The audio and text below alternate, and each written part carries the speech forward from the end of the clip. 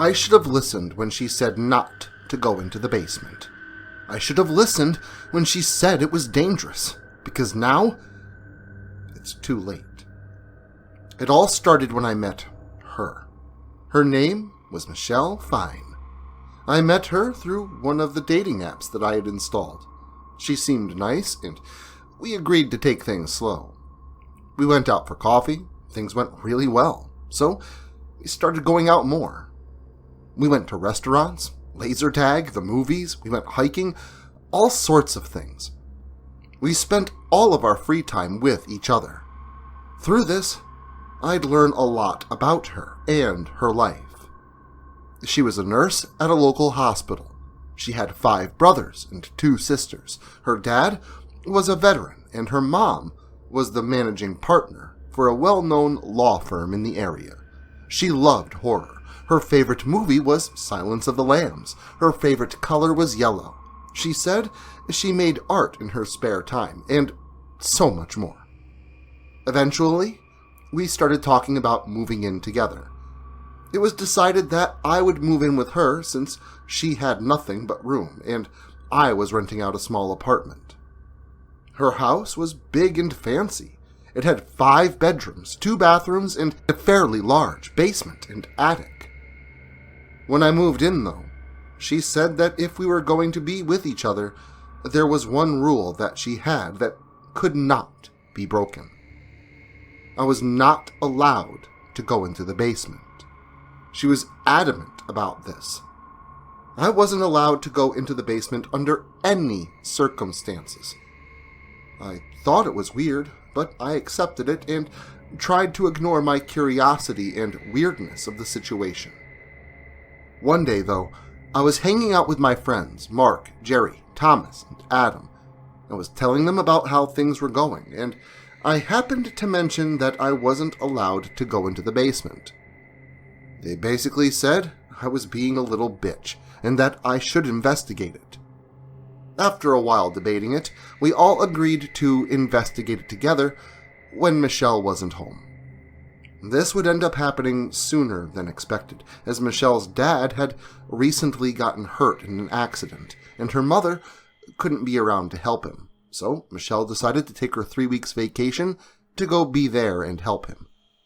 With a hug, a kiss, a "don't go into the basement while I'm gone," and a goodbye, she was gone.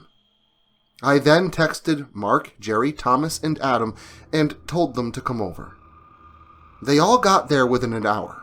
We screwed around for a while, bullshitting and drinking. At some point, I remembered why I'd brought them there and asked if we were ever going to check out the basement.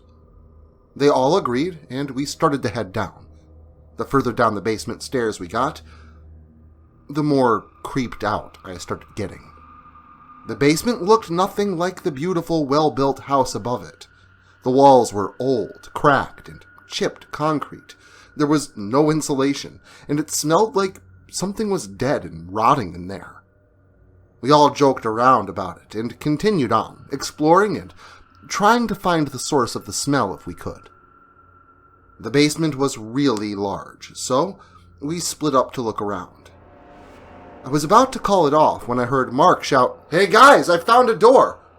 Whatever that smell is, it's coming from the other side." We all hustled over there and crowded around the door to discuss amongst ourselves what to do next. I was completely against the idea of opening that door.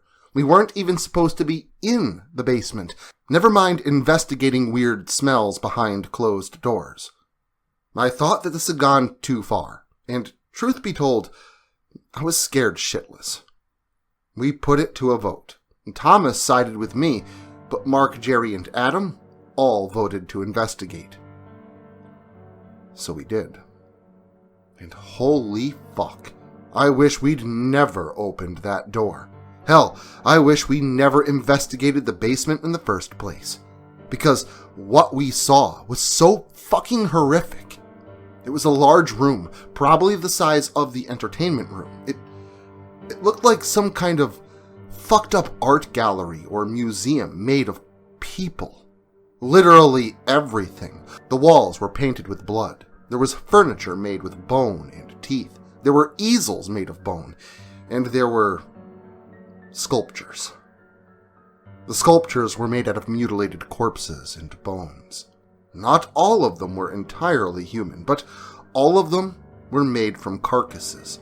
In fact, the only thing not made from a stiff was the security camera pointed straight at us. We were all horrified and booked it upstairs, not bothering to close the door behind us. We all argued about what we saw and what to do about it. I said we should get the fuck out as soon as possible and call the police, but the others didn't want to leave me alone or get in trouble with the cops. Until my phone rang. It was Michelle. When I told them, they all booked it except for Thomas, who just collapsed in fear, whimpering to himself. I answered the phone, trying to sound as calm as I could. Hey babe, what's up? I said. Hey Derek, just calling to see how you're doing and what you're up to. I'm okay. The guys came over and hung out for a bit. Oh, that's cool. Tell them I said hi, she replied. It's a little late, love. Everyone left already. Oh, damn. Well, I thought you'd like to know that I'm on my way home.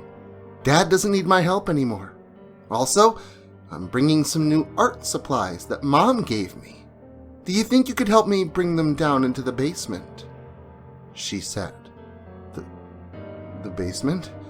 I'm not allowed to go down there, honey. You made that perfectly clear. I forced a small laugh. I know what I said, but that didn't stop you from going down there anyways, now did it? I went silent.